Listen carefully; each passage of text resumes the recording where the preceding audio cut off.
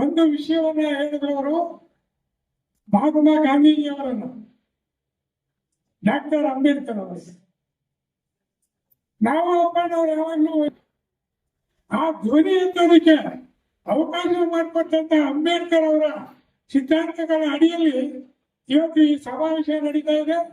ಈ ಸಮಾವೇಶದಲ್ಲಿ ತಾವೇನು ತೀರ್ಮಾನಗಳನ್ನು ತಗೊಂಡಿದ್ದೀವಿ, ಆ ಎಲ್ಲ ತೀರ್ಮಾನಗಳಿಗೂ ಕೂಡ ನಾವು ಒಂದ್ ಕಡೆ JCTU, ಒಂದ್ ಕಡೆ ಸಮನ್ವಯ ಸಮಿತಿ. ಹೆಸರು NP ಸ್ವಾಮಿ ಅಂತ.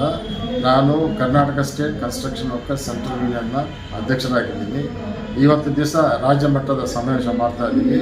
ಅದರ ಮುಖ್ಯ ಗುರಿ ಏನಂದರೆ, ಈಗ ಕಟ್ಟಡ ಕಾರ್ಮಿಕರಂತ ಇಡೀ ಭಾರತ ದೇಶದಲ್ಲಿರುವ 10 ಕೋಟಿ ಕಟ್ಟಡ ಕಾರ್ಮಿಕರಂತ ಪ್ರತ್ಯೇಕವಾಗಿ 2 ಕಾನೂನುಗಳಿದೆ. The building and other construction workers regulation of employment and condition of service act 1996 and welfare cess act 1996 ಅಂತ 2 ಕಾನೂನುಗಳಿದೆ. ಈ ಕಾನೂನಿನ ಮೂಲಕ ಹಲವಾರು ಕಲ್ಯಾಣ ಮಂಡಳಿಗಳಿದೆ. ಆ 30 ಕಲ್ಯಾಣ ಮಂಡಳಿ ಮೂಲಕ 5 ಕೋಟಿ ಜನರಿಗೆ ಬೆನಿಫಿಟ್ಗಳು ಸಿಗ್ತಾ ಇದೆ. ಇವತ್ತೇನಾಗಿದೆ ಅಂದರೆ, 4 ಲೇಬರ್ ಕೋರ್ಟ್ನ ಕೇಂದ್ರ ಸರ್ಕಾರ ಇಂಟ್ರೊಡ್ಯೂಸ್ ಮಾಡಿ 4 ಕಾನೂನು ಲೇಬರ್ ಕೋರ್ಟ್ನಲ್ಲಿ ನಮ್ಮ 2 ಕಾನೂನು ರದ್ದುಪಡಿಸಲಾಗಿದೆ. ಇದನ್ನು ಖಂಡಿಸಿ ನಮಗೆ ನಮ್ಮ ಕಾನೂನು ಬೇಕೇ ಬೇಕು. ನಮ್ಮ ಹಣ ಈ ಸ್ಟೇಟ್ನಲ್ಲಿ ಕಲೆಕ್ಟ್ ಆಗ್ತಿರೋ ಹಣ ಕೇಂದ್ರಕ್ಕೆ ಹೋಗಬಾರ್ದು. ಈ ಶ್ರಮ್ ಪೋರ್ಟಲ್ನಲ್ಲಿ ಅವ್ರು ಏನು ಪ್ಲ್ಯಾನ್ ಮಾಡ್ತಾ ಇದ್ದಾರೆ ಅಂದರೆ, ಈ ಶ್ರಮ್ ಪೋರ್ಟಲ್ಗೆ ವರ್ಗಾವಣೆ ಮಾಡಿ ಆ ಈ ಶ್ರಮ್ ಪೋರ್ಟಲ್ದು ಈ ದೇಶದಲ್ಲಿರುವ ಎಲ್ಲ ಅಸಂಘಟಿತ ವಲಯಗಳಲ್ಲಿ ಕೆಲಸ ಮಾಡ್ತಿರೋ ಅಸಂಘಟಿತ ಕಾರ್ಮಿಕರಿಗೆ ಸಾಮಾಜಿಕ ಭದ್ರತೆ ಕೊಡೋಣ ಅಂತ ಅವ್ರು ಪ್ಲ್ಯಾನ್ ಮಾಡ್ತಾ ಇದ್ದಾರೆ. ಇನ್ನು ನೋಟಿಫಿಕೇಶನ್ ಆಗಿಲ್ಲ.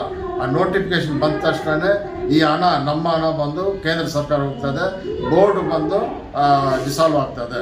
ಇದನ್ನು ಖಂಡಿಸಿ ನಮ್ಮ ಹಣ ನಮ್ಮ ಹತ್ರ ಇರಬೇಕು, ನಮ್ಮ ಕಾನೂನು ನಮ್ಗೆ ಬೇಕೇ ಬೇಕು ಅಂತ ಈ ಒಂದು ಸಮಾವೇಶ ನಾವು ಆರ್ಗನೈಸ್ ಮಾಡ್ತಾ ಇದ್ದೀವಿ. ಈ ಒಂದು ಮನವಿ ಪತ್ರವನ್ನು ನಾವು ನಮ್ಮ ಮಾನ್ಯ ಚೀಫ್ ಮಿನಿಸ್ಟರ್ ಕೊಟ್ಟು ನಮ್ಮ ಅಸೆಂಬ್ಲಿನಲ್ಲಿ, ಕರ್ನಾಟಕ ಅಸೆಂಬ್ಲಿನಲ್ಲಿ ಒಂದು ರೆಸಲ್ಯೂಷನ್ ಪಾಸ್ ಮಾಡಬೇಕು. ಇದರ ಪರವಾಗಿ ಒಂದು ರೆಸಲ್ಯೂಷನ್ ಪಾಸ್ ಮಾಡಬೇಕು ಅಂತ ನಾವು ನಮ್ಮ ಮಾನ್ಯ ಚೀಫ್ ಮಿನಿಸ್ಟರ್ ಕೇಳ್ಕೊಳ್ತಾ ಇದ್ದೀವಿ. ಈ ಒಂದು ಮನವಿ ಪತ್ರ ಬಂದು ನಾವು ಪ್ರೈಮ್ ಮಿನಿಸ್ಟರ್ಗೆ, ಯೂನಿಯನ್ ಲೇಬರ್ ಮಿನಿಸ್ಟರ್ಗೆ ನಾವು ಕೊಡ್ತಾ ಇದ್ವಿ. ಇದು ಬಂದು ಈ ದೇಶದಲ್ಲಿರುವ 1 ಲಕ್ಷ ಕೋಟಿ ರೂಪಾಯಿ, ಈ ಕಲ್ಯಾಣ ಮಂಡಳಿಯ ಸಂಘಟಿಸಲಾಗಿರುವ 1 ಲಕ್ಷ ಕೋಟಿ ರೂಪಾಯಿನೂ ಅವರು ವರ್ಗಾವಣೆ ಮಾಡೋದಕ್ಕೆ ತುಂಬ ಚಾನ್ಸ್ಗಳಿದೆ. ಇದನ್ನು ತಡೆಗಟ್ಟಬೇಕಂತಲೇ ಈ ಸಮಾವೇಶ ನಾವು ಇವತ್ತು ದಿವಸ ಮಾಡ್ತಾ ಇದ್ದೀವಿ. ಸರ್, ಇಂದಿನ ಫ್ರೀಡಂ ಪಾರ್ಕಲ್ಲಿ ಬೃಹತ್ ಮಟ್ಟದ ಪ್ರತಿಭಟನೆ ಮಾಡಿದೆ. ರಾಜ್ಯಪಾಲರ ಹತ್ರ ಹೋಗಿ ಅದಕ್ಕೆ ಸೂಕ್ತ ಸ್ಪಂದನೆ ಸಿಕ್ತು ಸರ್? ಇಲ್ಲ, ಅವರು ನೀವು ಟೈಮ್ ಕೊಟ್ಟಿದ್ದಾರೆ, ಇನ್ನೂ ಅವ್ರು ಹೋಗಿ ಭೇಟಿ ಮಾಡಿಲ್ಲ. ಬೇರೆ ಏನಾದರೂ ಹೇಳೋದಕ್ಕೆ ಇಷ್ಟಪಡ್ತೀರಾ ಸರ್?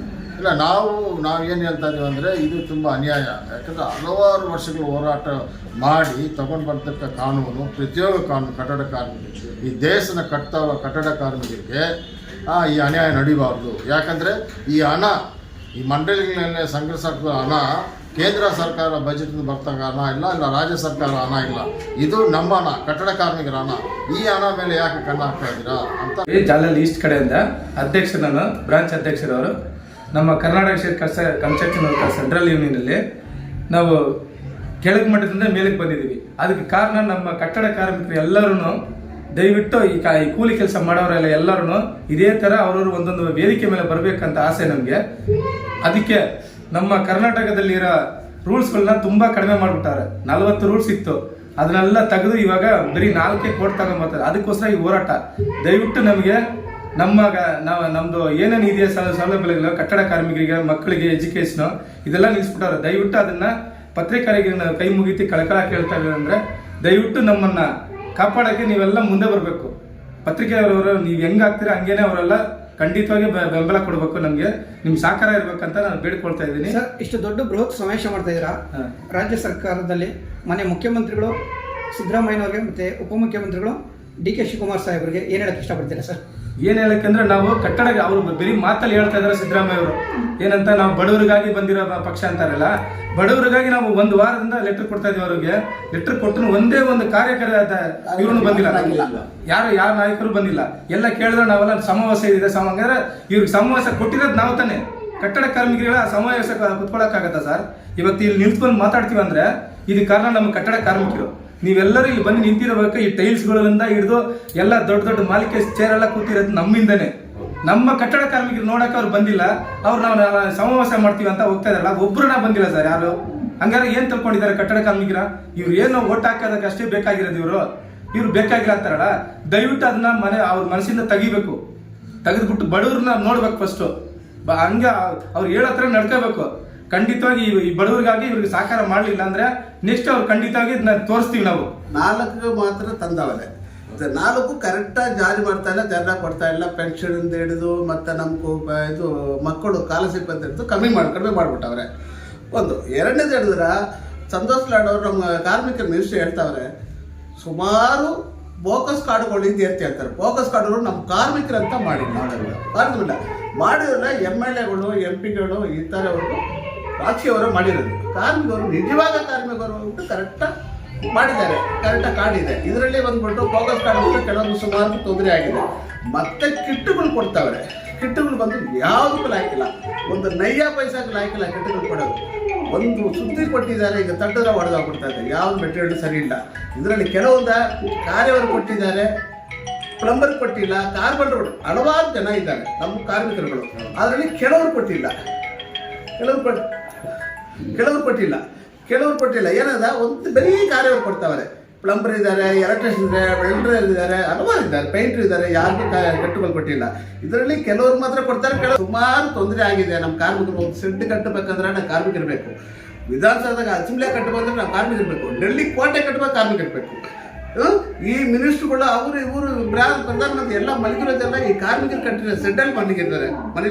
ನಮಗೂ ದಯವಿಟ್ಟು ಅವ್ರು ಮನಸ್ಸು ಮಾಡಿ ಈ ಕಾರ್ಮಿಕರು ಕಷ್ಟ ಹಿಡಿದ ಅನುಸರಿಸಿ ಅವ್ರ ಸೌಲಭ್ಯ ಇರೋ ಸೌಲಭ್ಯ ಕರೆಕ್ಟಾಗಿ ಕೊಟ್ಟು ಕಾರ್ಮಿಕರು ಕಣ್ಣೀರು ತೋರಿಸಿದ್ರೆ ನಮ್ಗೆ ಖುಷಿ ಆಗುತ್ತೆ, ಸಂತೋಷ ಆಗುತ್ತೆ. ರಾಯಚೂರು ಜಿಲ್ಲೆಯಲ್ಲಿ ಸುಮಾರು 40 ವರ್ಷಗಳವರೆಗೆ ಸಂಘಟನೆಯಲ್ಲಿ ನಾನು ಸಕ್ರಿಯವಾಗಿ ಕೆಲಸ ಒಂದು ಕಾರ್ಯಕ್ರಮ. ಯಾಕಂದರೆ ಒಂದು ದೇಶದ ಸಮೃದ್ಧಿಗೆ ನೈಸರ್ಗಿಕ ಸಂಪತ್ತಿನ ಜೊತೆಯಲ್ಲಿ ಮಾನವ ಸಂಪನ್ಮೂಲಗಳನ್ನು ಮೇಳೈಸಿದಾಗನೇ ದೇಶದ ಒಂದು ಸಂಪತ್ತು ವೃದ್ಧಿ.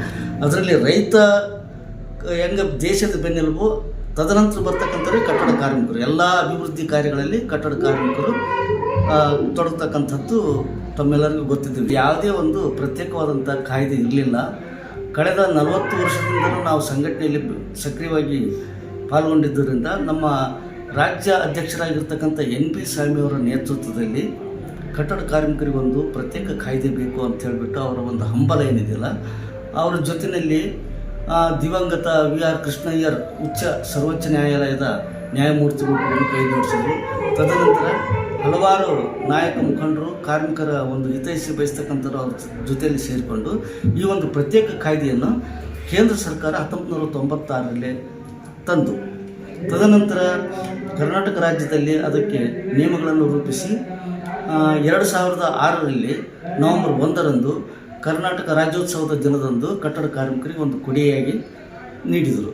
ತದನಂತರ 2007ರಿಂದ ಬೋರ್ಡ್ ರಚನೆ ಆಯಿತು, ವೆಲ್ಫೇರ್ ಬೋರ್ಡ್ ರಚನೆ ಆದ ನಂತರ ನಾನು ನನ್ನ ಒಂದು ಅಭಿಮಾನದಿಂದ ಕಟ್ಟಡ ಕಾರ್ಮಿಕರ ಒಂದು ಸಂಘಕ್ಕೆ ನೇತೃತ್ವ ವಹಿಸಿರ್ತಕ್ಕಂಥ NP ಸ್ವಾಮಿಯವರ ಕೈ ಬಲಪಡಿಸಿದರೆ ಸರ್ಕಾರದಲ್ಲಿ ನಾವು ಏನಾದರೂ ನಮ್ಮ ಒಂದು ಹಕ್ಕುಗಳನ್ನು ಪ್ರತಿಪಾದಿಸ್ಬೋದು ಅಂತ ಒಂದು ನಿಟ್ಟಿನಲ್ಲಿ ಶಂಕರಕಟ್ಟಿ ಸಂಗಾವಿ ಅನ್ನೋರಿಗೆ ನಾನು ಅವರಿಗೆ ಜವಾಬ್ದಾರಿ ವಹಿಸಿ ಬಂದೆ. ತದನಂತರ ಯಾದಗಿರಿ ಜಿಲ್ಲೆಯಲ್ಲಿಯೂ ಕೂಡ ನಾನೇ ಸಂಘಟನೆಗಳನ್ನು ರಚನೆ ಮಾಡಿ ಜನರನ್ನು ಸಂಪರ್ಕ ಮಾಡಿ ಕಮಿಟಿಗಳನ್ನು ಮಾಡಿ ಅಲ್ಲಿಯೂ ಕೂಡ ಛತ್ರನಾಯಕ ಅಂತಂದು ಹುಣಸಿಗೆಯವರು ಅವರು ಮತ್ತು ನಾಗಪ್ಪನವರು ವಹಿಸಿಕೊಂಡು, ತದನಂತರ ರಾಯಚೂರಿನಲ್ಲಿ ವೀರನಗೌಡ ಅಂತನವ್ರನ್ನ ಜಿಲ್ಲಾಧ್ಯಕ್ಷರನ್ನಾಗಿ ಮಾಡಿ ಅವರಿಗೆ ವಹಿಸಿ ಈಗ ಕೊಪ್ಪಳ ಜಿಲ್ಲೆಯಲ್ಲಿ ನಾನು ಕೆಲಸ ಮಾಡ್ತಾ ಇದ್ದೀನಿ.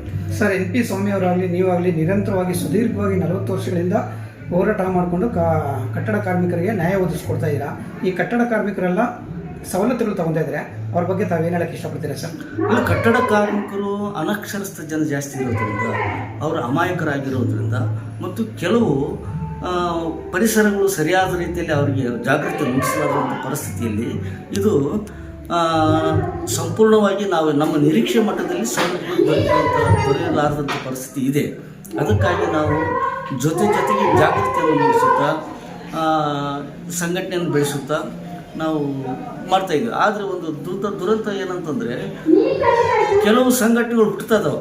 ಕೆಲವು ಅಧಿಕಾರಿಗಳ ಒಂದು ಬೆಂಬಲದಿಂದ ಹುಟ್ಟತಕ್ಕಂಥ ಸಂಘಟನೆಗಳು, ಕೆಲವು ರಾಜಕೀಯ ನಾಯಕರಿಂದ ಹುಟ್ಟತಕ್ಕಂಥ ಸಂಘಟನೆಗಳು ಇರೋದರಿಂದ ಈ ದುಡಿಯುವ ವರ್ಗದ ಹಿತಾಸಕ್ತಿಯನ್ನು ಬಯಸ್ತಕ್ಕಂಥ ಅನೇಕ ಸಂಘಟನೆಗಳು ಇಲ್ಲಿ ಸೇರಿಕೊಂಡು ಗೊಂದಲದ ಸೃಷ್ಟಿ ಆ ಕಾರಣದಿಂದ ಇದು ಸ್ವಲ್ಪ ರಾಜಕೀಯ ಪಕ್ಷಗಳು ಕೂಡ ಕಾರ್ಮಿಕರ ಹಿತಚಿಂತನೆ ಬಯಸ್ತಕ್ಕಂಥ ರೀತಿಯಲ್ಲಿ ಮತ್ತು ಸಚಿವರು ಕೂಡ ಇದ್ರ ಬಗ್ಗೆ ಚಿಂತನೆ ಮಾಡೋದ್ರಿಂದ ಒಳ್ಳೆ ರೀತಿಯಲ್ಲಿ ಸಕ್ಸಸ್ ಆಗ್ತಕ್ಕಂಥ ಒಂದು ರೀತಿ ಇದೆ.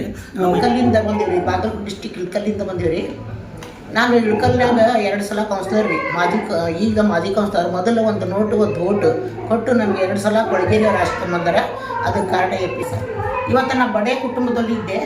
ಅವರು ನನಗೆ ಈ ಸ್ಟೇಜಿಗೆ ಮಟ್ಟಕ್ಕೆ ಕರ್ಕೊಬರ್ತಾರೆ, ಅವರೇ ಕಾರಣ ರೀ. ಆಮೇಲೆ ನಾನು ಸಾಕಷ್ಟು ದುಡ್ದೇನಿ ರೀ, ಕೊಳಗೇರಿ ಬಗ್ಗೆ ದುಡ್ದೇನಿ. ನಾನು ಬಾಡಿಗೆ ಮನೆಯಾಗ ಅದೀನಿ, ನನಗೆ ಮನೆ ಇಲ್ಲ, 2 ಮಕ್ಳು ಅದಾರೆ, ಅವರು ಕೂಲಿ ಮಾಡ್ತಾರೆ. ಅಂಥ ಪರಿಸ್ಥಿತಿ ನಾನು ಅದೀನಿ ರೀ. ಅದಕ್ಕೆ ಈಗ ಏನಾಗೈತೆ ಅಂದರೆ ಈಗ ಎಲ್ಲಾದ್ರಾಗೂ 450 ಕೋಟಿ ರೂಪಾಯಿ ಸ್ಲಮ್ಗಳಿಗೆ ಕೆಲಸ ಮಾಡಿಕೊಟ್ಟೇನಿ ರೀ. ಪ್ರತಿಯೊಂದು ಸ್ಲಮ್ನಾಗ ಬಂದು ನೋಡ್ಬೋದು ರೀ. ಇವತ್ತು ನಾ ಬಾಡಿಗೆ ಮನೆಯಾಗ ಅದೀನಿ. ಸ್ಲಮ್ದವ್ರು 4 ಲಕ್ಷ ಮನೆಯಾಗ ಅದಾರ, ನಾನು ಬಾಡಿಗೆ ಮನೆಯಾಗ ಅದೀನಿ.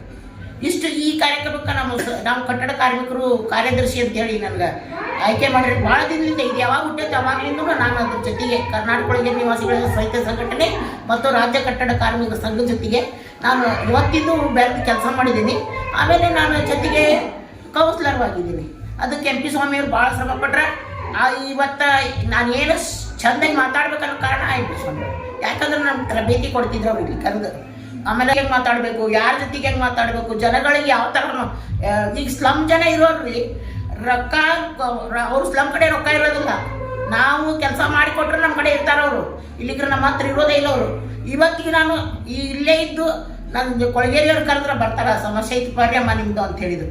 ಅಂತ ನನ್ನ ಕೊಳಗೇರಿಯವರು ಅದಾರ್ರಿ, ಅವರಿಗೆ ನಾನು ಥ್ಯಾಂಕ್ಸ್ ಹೇಳ್ತೀನಿ. ಅವ್ರ ಪರವಾಗಿ 2 ಸಲ ಕೌನ್ಸಿಲರ್ ಆಗೇನಿ. ಆ ಕುರ್ಚಿಗೆ ಥ್ಯಾಂಕ್ಸ್ ಹೇಳ್ತೀನಿ. ಮೇಡಮ್, ತಮ್ಮ ಕಡೆಯಿಂದ ಮತ್ತು NPL ಸ್ವಾಮಿಯವರು ಮನೋರಮ ಕಡೆಯಿಂದ ಕಟ್ಟಡ ಕಾರ್ಮಿಕರು ಎಲ್ಲ ಸವಲತ್ತುಗಳು ತಗೊತಾ ಇದ್ದಾರೆ. ಅವ್ರ ಬಗ್ಗೆ ಏನಾದರೂ ಹೇಳಕ್ಕೆ ಇಷ್ಟಪಡ್ತೀರಾ ಮೇಡಮ್? ಹಾಂ ಸರ್, ಇವತ್ತು ಕಟ್ಟಡ ಕಾರ್ಮಿಕರು ಸರ್ ಇರಲಿಲ್ಲ ಅಂದ್ರೆ ಇವತ್ತು ಕಟ್ಟಡ ಕಾರ್ಮಿಕರು ಇದ್ದಿಲ್ಲ, ಕೊಳಗೇರಿ ನಿವಾಸಿಗಳು ಇದ್ದಿಲ್ಲ. ಅವ್ರು ಎಷ್ಟು ಕಷ್ಟ ಬಿಟ್ಟಿರೋದ್ರೆ ಅವ್ರ ಜೊತೆಗೆ ನಾವು ಇದ್ದು ನೋಡಿವಿ. ಅವಾಗಲಿಂದ ನಾವು ಇದ್ದು ನೋಡಿವಿ. ಅವ್ರು ಎಷ್ಟು ಕಷ್ಟ ಬಿಟ್ರೆ ಏನು ಮಾಡ್ಯಾರ. ಇವತ್ತು ಅವ್ರ ಧೈರ್ಯದಿಂದ ನಾವೆಲ್ಲ ಕೆಲಸ ಮಾಡ್ತಾ ಇದ್ದೀವಿ. ಇವತ್ತು ಅವ್ರು ಇರ್ಲಿಕ್ಕಂದ್ರೆ ಇವತ್ತು ಕಟ್ಟಡ ಕಾರ್ಮಿಕರು ಯಾರು ಇರಲಿಲ್ಲ. ಕಟ್ಟಡ ಕಾರ್ಮಿಕರಿಗೆ ಏನು ಮಾಡಕತ್ತಾರಂದ್ರೆ ಸರ್, ರೊಕ್ಕ ತೊಗೊಂಡು ಕಾರ್ಡ್ ಮಾಡ್ಕೊಡ್ತಾರೆ ಒಂದೇದ್ದು. ಆಮೇಲೆ ನಿಜವಾಗ್ಲೂ ಕಟ್ಟಡ ಕಾರ್ಮಿಕರಿಗೆ ಇಲ್ಲೇ ಇಲ್ಲ, ನಿಜವಾಗ್ಲೂ ಕಟ್ಟಡ ಕಾರ್ಮಿಕರಿಗೆ ಸಿಗೋದೇ ಇಲ್ಲ. ಅದರಿಂದ ಸರ್ ನಮ್ಗೆ ಹೇಳಿದಾರ, ನೀವು ನ್ಯಾಯ ನೀತಿ ಧರ್ಮದಿಂದ ಎದ್ದು ನೀವು ಕಟ್ಟಡ ಕಾರ್ಮಿಕರು ನ್ಯಾಯ ಕೊಡಿಸ್ಬೇಕು ಅಂತ. ಅದಕ್ಕೆ ನಾವು ಏನು ಹೇಳ್ತಾ ಇದ್ದೀವಿ ಅಂದರೆ, ನಿಜವಾಗ್ಲೂ ಹೇಳ್ತಾ ಇದ್ದೀನಿ, ಕಟ್ಟಡ ಕಾರ್ಮಿಕರು ಯಾರದಾರ ಅವ್ರ ಹುಡುಕಿ ನಾವು ಮಾಡ್ತಾ ಇದ್ದೀನಿ. ಯಾಕಂದ್ರೆ ಅನ್ಯಾಯದ ವಿರುದ್ಧ ಹೋರಾಟ ಬೇಕಾದವ್ರು ಇರಲಿ, ಅನ್ಯಾಯದ ವಿರುದ್ಧ ರದ್ದು ಮಾಡಿಸ್ತೀನಿ. ಅನ್ಯಾಯದ ವಿರುದ್ಧ ತಾರ ರದ್ದಾಗುತ್ತದೆ. ನಾವು ನ್ಯಾಯವಾಗಿ ಮಾಡ್ತೇವೆ. ನನ್ನ ಕಡೆ ಯಾರು ಬಂದ್ರು ನಿಮ್ಮ ಕಡೆ ರೊಕ್ಕ ಏನಿದ್ರು ಪರವಾಗಿಲ್ಲ, 100-200 ರೂಪಾಯಿ ಅಷ್ಟೇ ಖರ್ಚಾಗುತ್ತೆ, ಅಷ್ಟು ಮಾಡ್ರಿ, ನೀವು ಕಾರ್ಡ್ ತಗೋರಿ. ಆದ್ರೆ ನೀವು ಹಂಗ ಸುಮ್ಮನೆ ಕುಂದ್ರಬೇಡ್ರಿ ಅಂತ ಅವ್ರ ಇರುವಂಥ ಜಗಕ್ಕೆ ಹೋಗಿ ನಾನು ಬುದ್ಧಿವಾದ ಹೇಳ್ತಾ ಇದ್ದೀನಿ. ಸ್ಲಮ್ನಾಗೂ ಅದೇ ಥರ ಮಾಡೇನಿ, ಸ್ಲಮ್ನಾಗೂ ಅದೇ ಥರನೂ ನಾನು ಮಾಡೇನಿ ಸರ್. ಮತ್ತೇನು ಹೇಳ್ಬೇಕು ಹೇಳ್ರಿ.